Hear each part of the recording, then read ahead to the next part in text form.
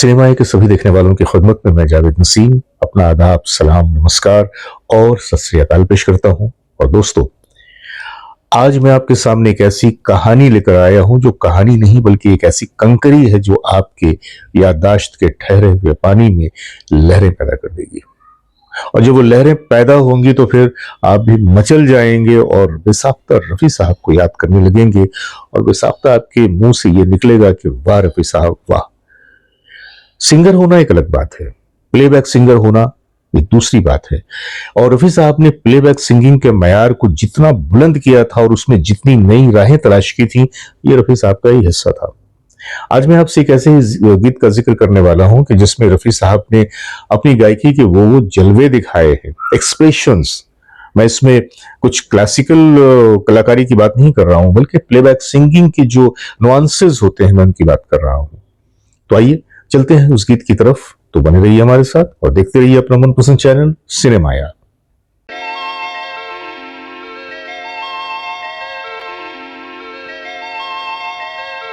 GP साहब हमारी industry के बड़े ही जाने माने प्रोड्यूसर और डायरेक्टर थे। उन्होंने बड़ी आला आला फिल्में बनाई हैं, यहां तक कि अगर उनकी सारी फिल्मों को भी आप भूल जाएं तो शोले को भूल नहीं पाएंगे। शोले ने एक हिस्ट्री क्रिएट किया था। लेकिन मैं आपको बताऊं कि जीपी साहब ने अपने कैरियर के दौरान बेहतरीन फिल्में प्रोड्यूस और डायरेक्ट की।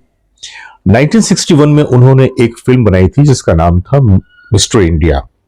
मिस्टर इंडिया तो अनिल कपूर साहब की भी आई थी, आप लोगों ने देखी भी होगी।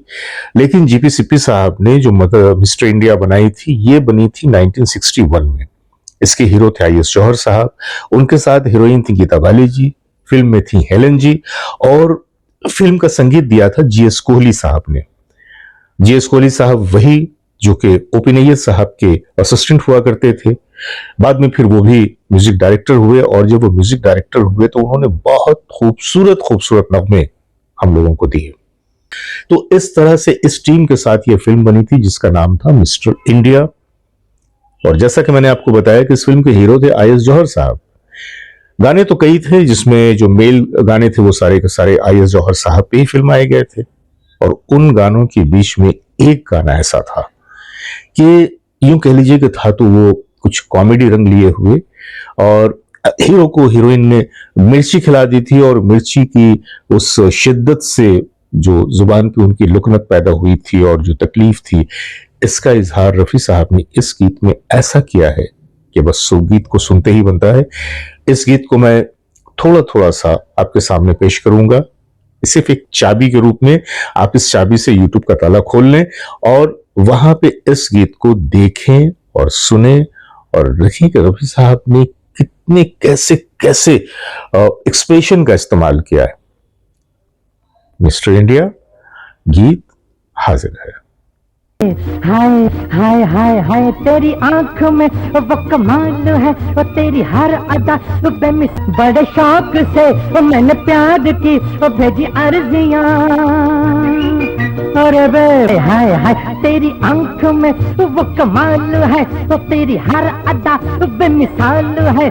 तेरे प्यार का चक्कर बुरा हाय चल गया।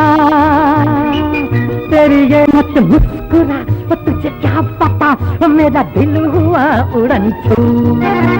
हरी आंख में वो कमाल है, वो तेरी हर अदा वो बेमिसाल है, वो मेरा दिल हुआ। तो कहिए दोस्तों, ये जो गीत मैंने आपके सामने पेश किया, अगर आप लोगों को याद नहीं भी होगा तो अब तो याद आ गया होगा और आप में से बहुत सारे हमारे भाइयों ने इसे देख भी लिया होगा। और जिन लोगों ने देखा होगा ये मानने के लिए मजबूर हो गए होंगे कि रफी साहब, यहाँ पे रफी साहब हैं, ये उनका ही हिस्सा है। कोई दूसरा कभी भी रफी दुनिया में नहीं आ सकता। रफी साहब की कहानी रफी साहब से ही शुरू हुई थी और रफी साहब पे ही खत्म हो गई और आज की कहानी भी यहीं पर खत्म हो गई। तो बस इसी तरह से मैं आता रहूंगा आपके सामने, इस तरह की छोटी मोटी कहानियां और वाकयात पेश करता रहूंगा। तो अपने दोस्त, अपने होस्ट जावेद नसीम को इजाजत दीजिए बहुत सारी मोहब्बतों के साथ। खुदा हाफिज, नमस्कार।